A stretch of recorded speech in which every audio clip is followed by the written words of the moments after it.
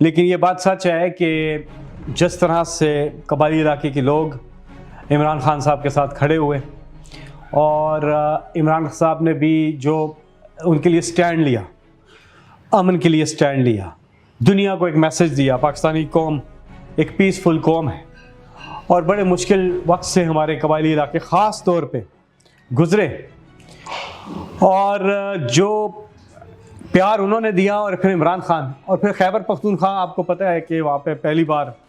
PTI की हुकूमत खैबर पख्तूनख्वा में बनी थी और उधर से फिर गुड गवर्नेंस की अच्छी मिसाल कायम हुई कि पूरे पाकिस्तान में जो है।